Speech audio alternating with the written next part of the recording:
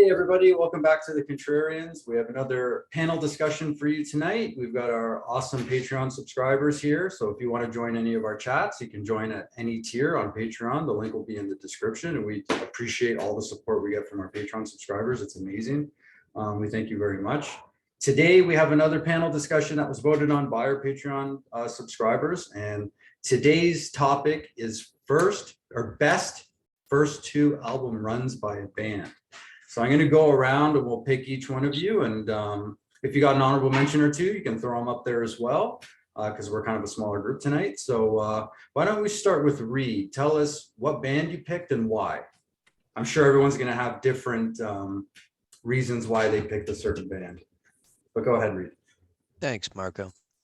Now, before the recording started, we were all kind of chatting about how we had to assign ourselves specific criteria in order to get two bands. I mean, obviously, you could have applied this to hundreds and hundreds of bands. So probably like all of you, I started with a list and then thinking, well, you have to avoid bands that had the second album slump. So like Montrose off the list.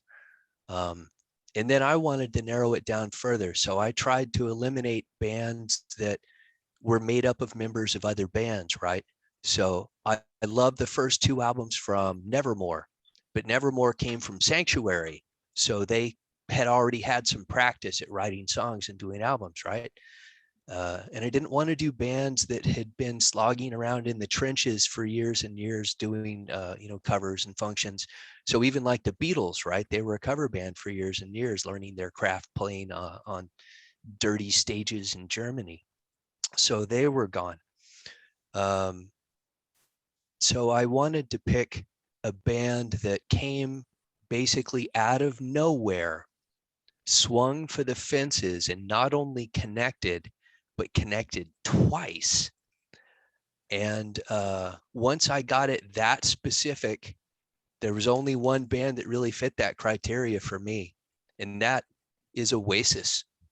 Their first album, Definitely Maybe, and then their second album, What's the Story, Morning Glory. If Wikipedia can be believed, those two albums have sold 37 million copies worldwide between the two of them. Be Here Now, or excuse me, Definitely Maybe was the biggest selling debut album in the United Kingdom when it came out. I don't know if that's still true or not. Every record that they've ever put out sold more than 1 million worldwide and was #1 in the UK. I recently watched the Nebworth documentary for Oasis, and they said 1/7 of Great Britain, 1/7 of the population of Great Britain tried to get tickets to that concert. That's absolutely phenomenal. The level of cultural impact that those guys had is astounding. And the reason that I think it's particularly astounding is because I didn't care. In the 90s, I didn't listen to these guys. They were not big on rock radio. I don't know about pop radio. I didn't listen to pop radio. But where I lived in Oklahoma City, they played Wonderwall a bit and they played Champagne Supernova a bit, and that was it. So when people talked about Oasis, I just didn't pay attention. And I started listening to them in 2012 and just thought, man, these guys are phenomenal. And if you listen to that first album, the idea that Noel Gallagher came from literally sitting in his apartment strumming his guitar to writing songs like Live Forever is absolutely incredible. That has to be one of the biggest jumps of nothing to superstar that I've ever heard of. And then the fact that they were able to maintain that, even though we're only talking about those first two albums. All of their albums have at least some fantastic songs on them. And just a couple of months ago, I was watching a YouTube video of Liam Gallagher performing at a show somewhere in the UK. And the audience was full of mostly 20-something kids. And when he played Oasis songs, every one of those kids was singing along to the lyrics. And I thought, what kind of band still has that impact, where these kids weren't even born when those albums came out, and they still know all the words to those songs. That's just amazing. And I don't think you're going to get that even with the vast majority of you're like, wow, this is, Black Sabbath. Maybe Black Sabbath's first two albums would have been up for consideration. But you know what? If you took a bunch of 20-year-old kids, I bet you they couldn't sing the words to The Wizard. Paranoid, maybe. But there you go. I don't know of anybody else that came in with that immediate, 8 million copies of their debut sold in a pretty rapid space of time. That's absolutely amazing. And the fact that they didn't hit the second album slump after that, just incredible. So Oasis. Didn't Blur perform? Blur was like that too, weren't they? Or not quite as popular as Oasis, or? Well, two things. One, Blur, again, being mostly a UK phenomenon. I didn't follow their career very close, but I do know that Oasis outsold them consistently from start to finish. And the few, now I'm not a big, ironically, not a big Britpop guy. I've tried listening to other bands from that era, and they just really don't connect with me. I like Oasis because it's straight ahead rock and roll. It's just grungy rock, fantastic, in your face kind of songs. And some of those other Britpop bands were sort of, I don't know, they were arty, they were more power pop. It just didn't really do it for me. But Blur never sold the amount that Oasis did, and certainly not over their lifetime. Wow, good pick. I was getting a little nervous when you were describing the first two albums there that you were going to steal mine. So I'm gonna throw it over to Grant, who's repping an awesome T-shirt tonight. Just because I know. Oh, nice! You got the sweatshirt version. Yes. Cool. Yes. I'm gonna throw it over to you just because you said that you don't think anyone's gonna pick yours. So I'm hoping that no one's gonna pick mine. Now, I'm gonna kind of go to the opposite way. The albums that I've picked, when they were released, pretty much ended in the cutout bins. No one bought them. They were critically acclaimed, but basically the records came out, went in the cutout bin, and were basically forgotten until like the early 80s. So what basically happened is that albums came out. This band formed in Memphis. First album came out in 72, and the second album came out in 74. The band has influenced REM, the Replacements, the DBs, Teenage Fan Club, Gin Blossoms, Lemonheads, the Bangles. I could keep going. I mean, no one knew that, like I said, these albums didn't sell at all. Cutout bins. In fact, I remember seeing their second album when I was a little kid. We had not a record store, but like a department store called Bargain City. And I remember going through the bins. I don't know why, I was record crazy then, but they had like a stack like this many of the second album just for like $1. I didn't know what it was, but I remember the cover, but it just made a big impression on me. So the band I'm talking about is Big Star, which is Alex Chilton, who was in the Box Tops and got together with Chris Bell. So like I said, the first album came out in 72, and it's basically considered a power pop masterpiece, I would say. There's not one track that's weak, either on either album. In fact, their third album, which was recorded in 75, was shelved, I think, until 78, and it finally came out. I mean, even that album, even though it doesn't really sound too much like the power pop stuff, but it was very experimental, kind of dissonant, there's a couple of songs on there that were in the similar vein as before, but it's considered a masterpiece. But I mean, if you like the Kinks, the Beatles, Raspberries, I mean, it's all in that vein, but there's not one weak song on either album. And the production, who recorded that? I'm trying to remember. The same guy who recorded the first two Gin Blossoms albums did it. I can't remember. It doesn't matter. But the sound quality on those albums is just stunning. The guitar sounds like on the second album's Radio City. Alex Chilton Strat sounds wonderful. He has like some of the best Strat sounds I've ever heard. But that's my pick. First two Big Star albums, Nice. critically acclaimed, didn't sell, but influenced so many musicians. Good Nice, one. good pick, Grant. Nice. Why don't I go next? Because I'm nervous somebody's gonna steal mine. I did not go obscure at all. I picked a really big band. This just, I could have gone with somebody like Kiss because those first two records are like my favorite of the whole catalog. But I was going something a little more like just massive albums right out of the gate. Van Halen 1, Van Halen 2, massive selling albums right out of the gate. The first track right off of Van Halen 1, Running with the Devil, what an incredible tune, right into Eruption. You got Atomic Punk off the first album, Van Halen 2, DOA, Light Up the Sky, like incredible tunes off those first two albums. And the first album to debut and because at some point was certified diamond. And the second album, according to Wikipedia, is 5 times platinum. Like for your first two albums, like how much better what better could you wish for? To just incredibly change the landscape of guitar playing with Eruption and just everything. I love the production of those first two albums. I love the production, especially the first album, because they sound raw, but they don't sound rough where it feels like they're demos or that they're not produced well. I love the production of the vocals, of obviously the guitar effects. Just two incredible, what an incredible debut to come out of the gate with those two albums.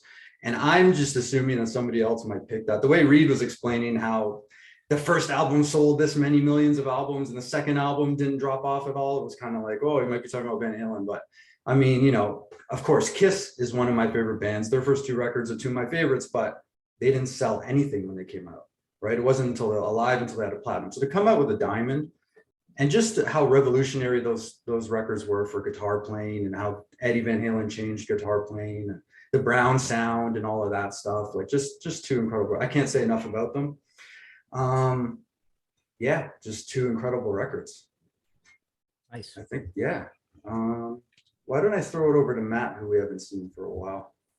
Hey, Thanks, Marco. guys, just a second before we start. I can't hang tonight. I'm sorry. I'll catch the rest of the chat when you put it up. So looking forward to seeing everybody else's picks. Sorry, I got to drop. Okay. Good It's all seeing you good, again, Reed. See ya. Thanks. Bye, guys. Talk to you later. So as I was thinking about this, my whole quest was to not pick the Cars.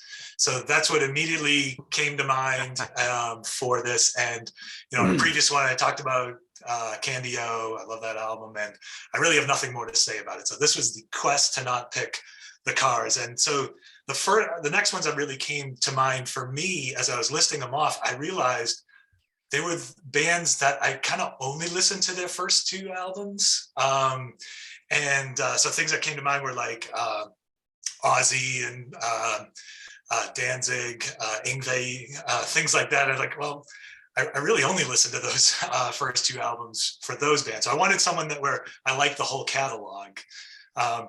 So then the next ones that popped in my head were they had very small catalogs. Like Nick Drake or Stevie Ray Vaughan, it's kind of short catalogs. The whole things are great. I wanted one where a long catalog, like the whole catalog. So then the next ones that came to mind, and I'll call these my runners up, would be Maiden. So with the debut in Killers, and then Blue Oyster Cult with the self-titled and Tyranny and Mutation. Right, I ended up ruling those out as well because they're not my two favorite records from those bands for the whole catalog. And I thought that would be the way that I could kind of really get down to one. Is I wanted it to be a situation where not only do I think the two albums were great albums, but that they were my two favorite in the catalog. And both the debuts for Maiden and BOC wouldn't be sort of in that very top echelon for those bands.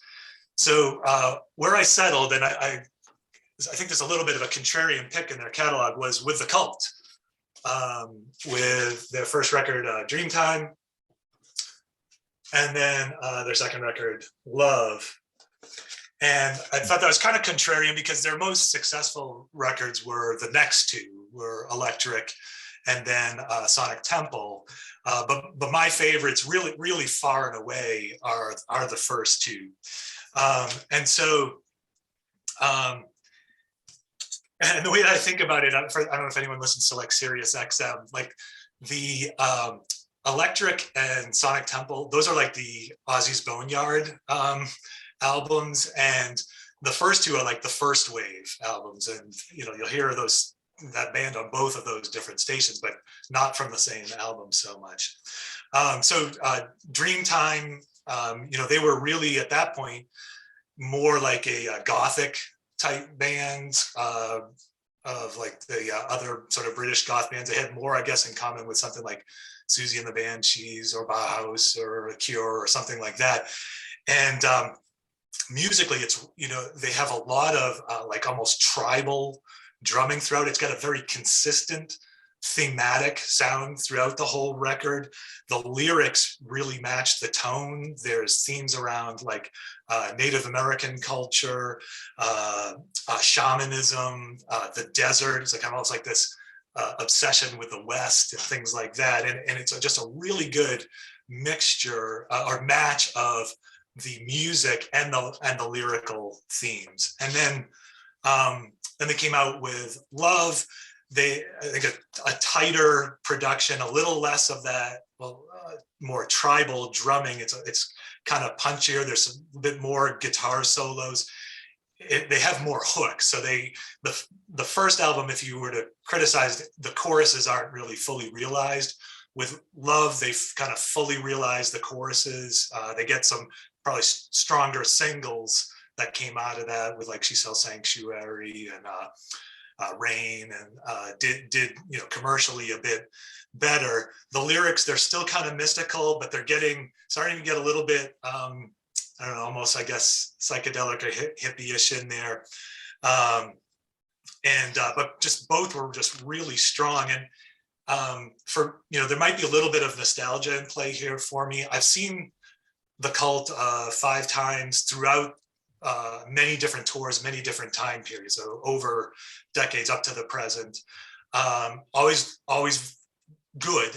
But I saw them on the Love tour, and it was unbelievable. They were playing songs just from those 2 records. And although they kind of got hard rock success with the next 2 albums, live throughout all the time, they were never heavier than when they were playing those songs like Phoenix, which is just like drenched in wah guitar, tons of lead, really heavy.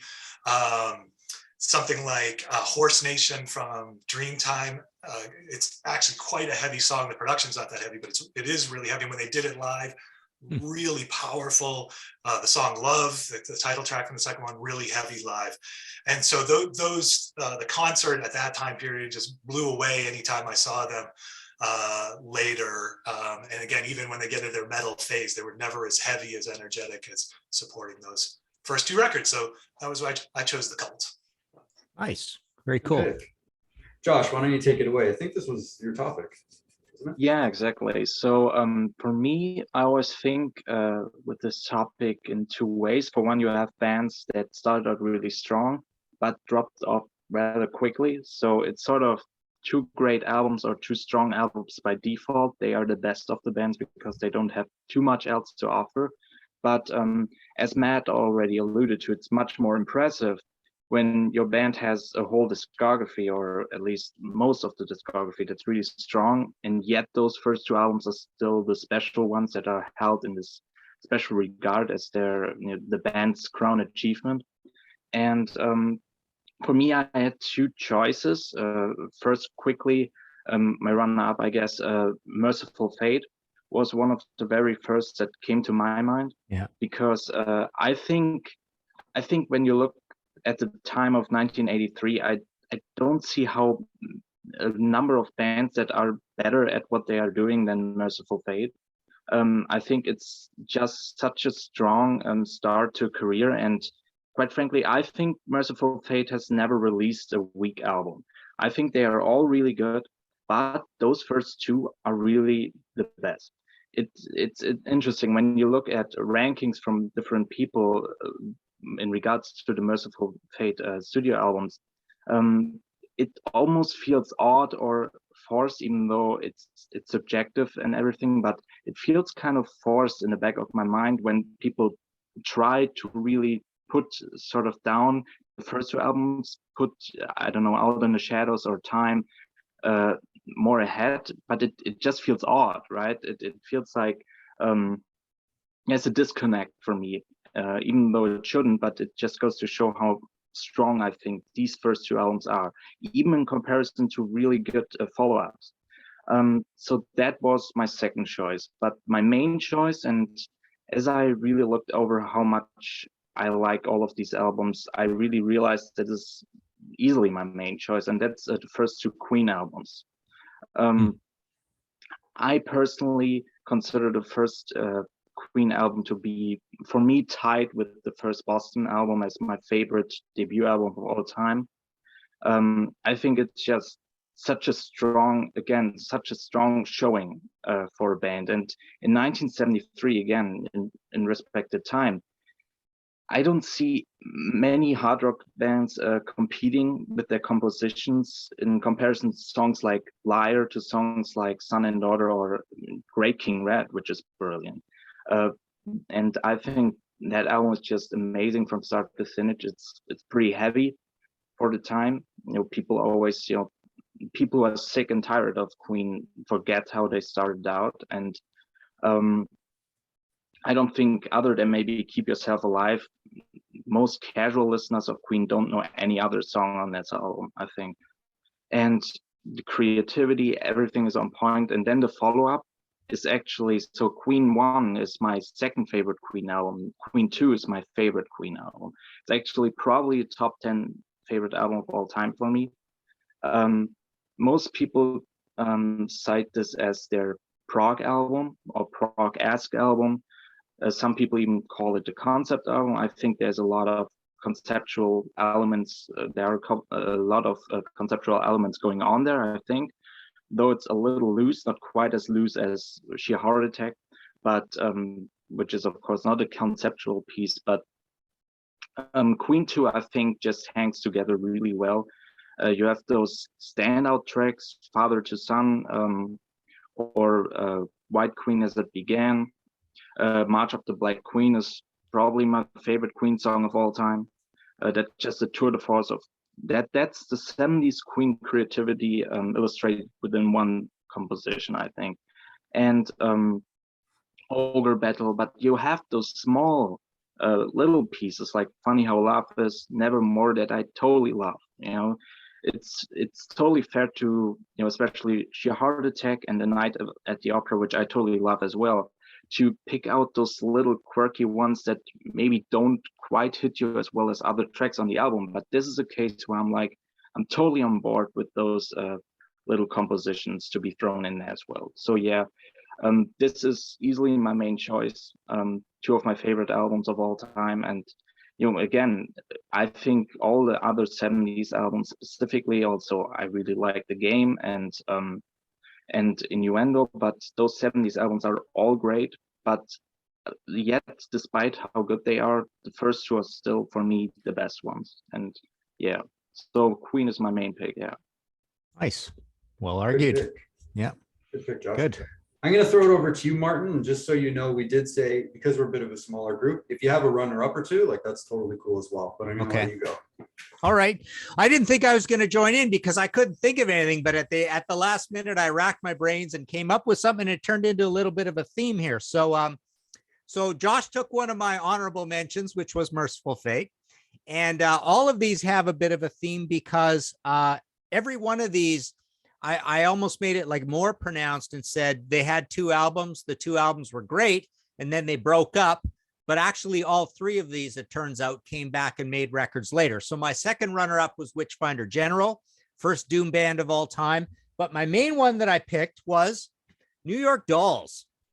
And I thought Grant was going to take my pick when he started talking about the delete bins, because my funny story with the New York Dolls is I was working in a stereo store in Trail, BC, little town in BC. And for some god-awful reason, we ended up with about that many. Stop me if you've heard this story before, but we ended up with like that many copies of both of the New York Dolls albums. I don't know how we ended up with them in a little town in BC, but I remember watching them go from $4.99 down to $2.99 down to 99 cents. And eventually they they all went away. For some reason, we couldn't return them or whatever.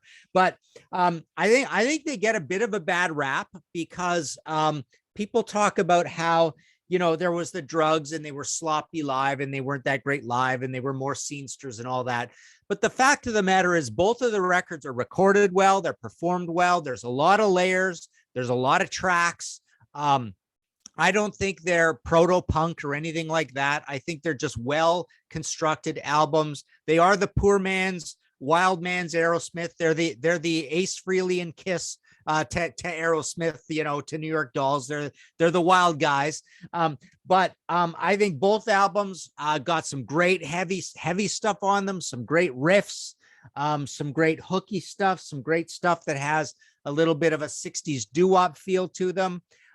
They're both absolute classics. You know, no one doesn't like really either of them. I mean, they're all well reviewed over time. So it's a 73 and a 74 album. Obviously, they came back later on and did some reunion albums that were pretty good too. We lost Syl eventually. We lost all of them, actually.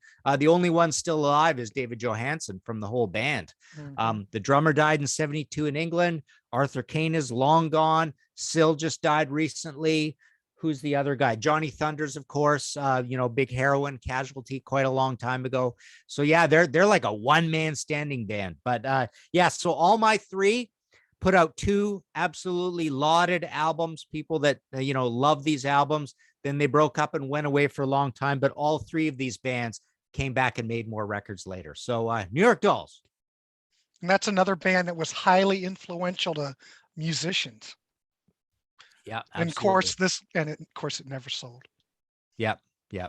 It was just too dangerous for people. Just the cross-dressing and it just scared everybody. Like they said, they got it in New York City, but outside of the parameters of New York City, like forget it. They weren't going anywhere. So Cool. I'm going to throw it over to Ryan. I know he's going to show some really cool vinyls like he often does on his channel, Ryan's Vinyl Destination. So take it away, Ryan. Hey guys, how you doing? So I had a really hard time with this one. I didn't realize until like a couple of days ago that this was the episode we were doing. I misread messages, thought we were doing something else. So I was all prepared for that one. Then a couple of days ago, I was like, oh man, I gotta come up with something for this. So first thing I came up with is that I could not do Black Sabbath for this. I've talked about how I'm a Black Sabbath fan many times, and I think they're both fantastic albums, but they're also, neither of them are my favorite to the Black Sabbath albums. I think they have a lot better albums than the first two, like Sabotage, Sabbath Bloody Sabbath, etc. I also did not want to do the Cars, even though I really love those albums so much. So when I was coming up with the criteria, I kind of figured they have to be albums of like the same quality. Like I was thinking of there's bands that I really love the debut of, like I was thinking Cheap Trick, or I was thinking even a little more modern, Down.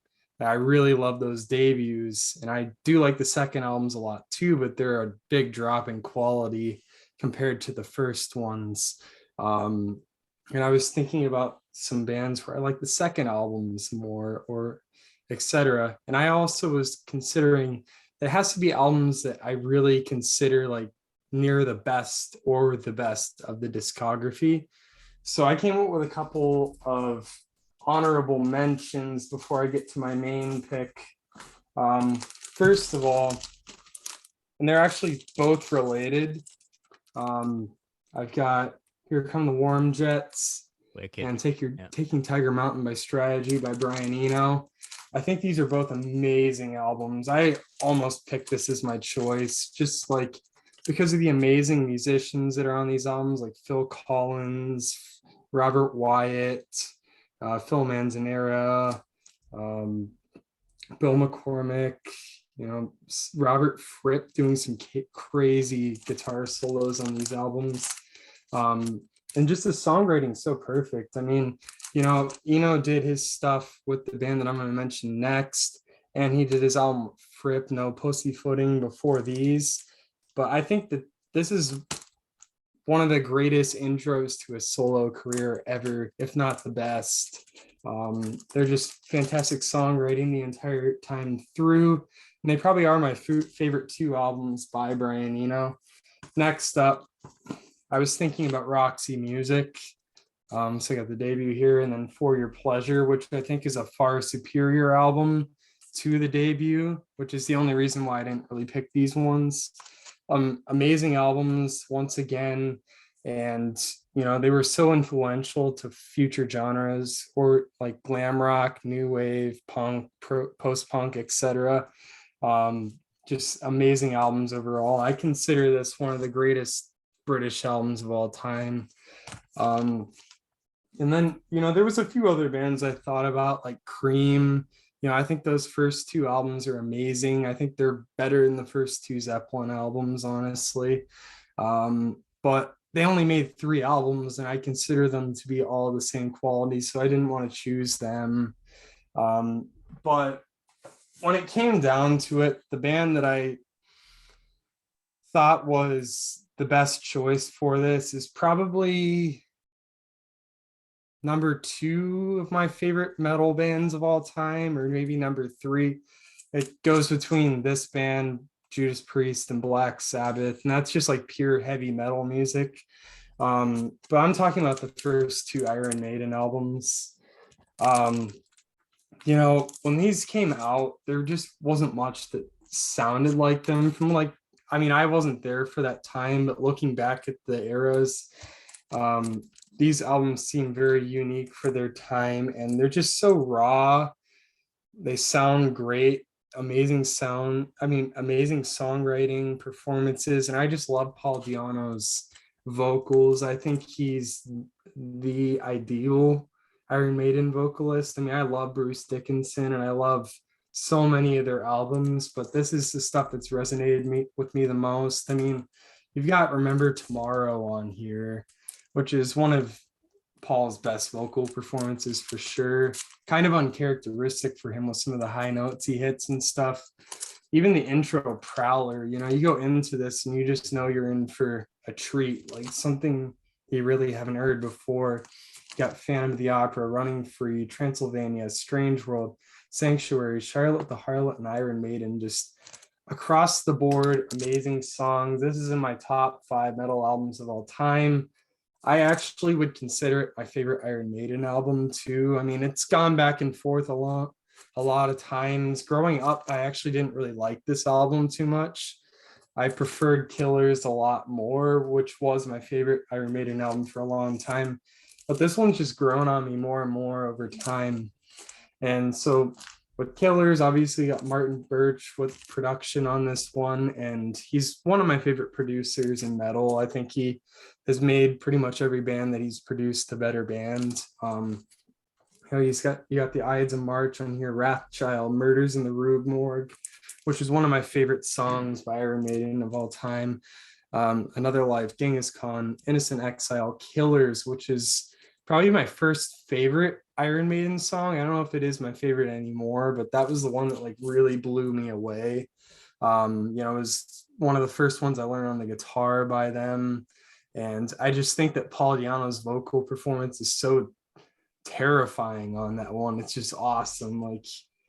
There's not much aggression like that on any albums, especially any of the other Iron Maiden albums. You got Prodigal Son on here, which is another one of my favorite tunes by them. Purgatory, Drifter, etc.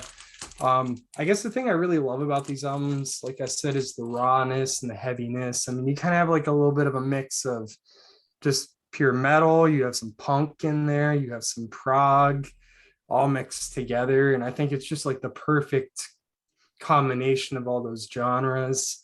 I think that I'm glad that these are the only 2 albums they did with Paul Di'Anno, even though I like him as a vocalist more than Bruce Dickinson. I think they were a fantastic intro to the band, a band that has so many other great albums. But there's a whole mystique to his era now because there was only these 2 albums. And one other thing that I've always really loved about these albums, on top of the front album covers, which are brilliant, on the back of this of Iron Maiden, you have a really cool live shot here. It's like super dark, moody,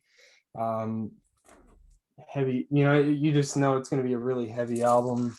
And you've got the same thing here with the second album, maybe even a cooler live shot. You know, it's just like the full package with these. You know, they're on the Harvest label, obviously, which is one of my favorite labels of all time, as are future albums by them too. But that on top of the album covers and just the songs overall, it's just, for me, the perfect package of our first two albums. Cool. Very nice. Awesome, Ryan. Thank you very Nice. much. And remember to check out Ryan's channel, Ryan's Vinyl Destination. And anybody else, if you have something to plug, sorry I mentioned earlier, go ahead and plug away. And I'm going to throw it over to Nick now. Nick, last but not least, tell us who your pick is. Yeah, thanks, Marco. I'll do a couple quick honorable mentions. I approached this topic in conjunction with the video that was done last night. Unfortunately, I couldn't be part of it, but those bands that should have been big and for whatever reason fell short. And I thought of the two sort of in conjunction. So I thought of a number of artists that might have should have maybe been bigger, but also had two great first albums. One band I mentioned before in another video we did on Albums of a Perfect Pair, that was Fastway. They're self-titled plus All Fired Up. When you get Fast Eddie Clark and Dave King and Jerry Shirley, and production by Eddie Kramer on both albums, you've got something pretty good. Most people know the self-titled, they don't know the second album, All Fired Up, so that's great. Second album actually has a bass player by the name of Charlie McCracken, who used to play in Taste, famous 60s band with Rory Gallagher. Another honorable mention, surprised I didn't hear it tonight, King's X, Out of the Silent Planet, and Gretchen Goes to Nebraska. I jumped aboard with those guys on the first album. I can't say my fandom has lasted throughout all their albums. I think those first two albums are fantastic, and they really highlighted Doug Pinnick's voice the best. But those two albums are great. Another one I thought I'd hear tonight from Martin, but Love Hate, Blackout in the Red Room, and this one, Wasted in America, the second album, the unheralded album that we've heard about from Martin. But that one, those two albums are fantastic. Got a chance to see those guys live too back in the day. Hung out with Skid, the bass player, afterwards, which was surreal in itself. Fast forward a bit, I discovered Stars later in life. Didn't pick up on them. I was too young at the time. Self-titled plus Violation. Those two are fantastic. I'm in the audience watching Stars in about 2009, having just been in the warm-up band, warming up for Stars, which was great. Got a chance to meet those guys afterwards, but they're playing a song. I'm sitting there with my good friend JJ, whose knowledge of music is pop-off-esque. And he leaned over to me and he said, "Do you know this song? Do you know this band?" And I have no idea. He said, "It's a cover song." Okay. And it was hard to hear because they were loud. The name of the song was called Love Shit, which is an odd title. And I filed it away. And afterwards, after the show, he's like, "Yeah, you gotta learn about this band." I said, "Well, who is it?" And he turned me on to them, but it was the Wildhearts. And this is their debut album, Earth versus the Wildhearts. So that's my choice. This would be their first album. Their second album I don't have a copy of here, but it's abbreviation. It's PHUQ, and I've been told, yes, it is pronounced FQ. But the Wildhearts are a band that have a fair amount of acclaim, I guess, in Europe and in the UK. Not much in the US and Canada. Have a decent discography, but the first album, this Earth versus the Wildhearts, is maybe one of the best debut albums I personally have ever heard. The sound of the Wildhearts, I've seen it sort of lazily done. They said, "Oh, well, it sounds like a combination of Metallica and the Beatles." Oh, that's a little lazy and simplistic, but they, if you like straight ahead rock, whether it's AC/DC or Guns N' Roses or Stars, they're a great band. If you like punk, there's elements of punk. There's a lot of elements of New York hardcore I find in their music too, which I like. And that first album is a real loose affair, and some of these songs they're just melodies for days. If you like Cheap Trick, I think you'd like the Wildhearts. The second album is a little harder and heavier. It hit number 6 on the charts in the UK, and the song that I know there's a video of, and it did quite well. I Want to Go Where the People Go.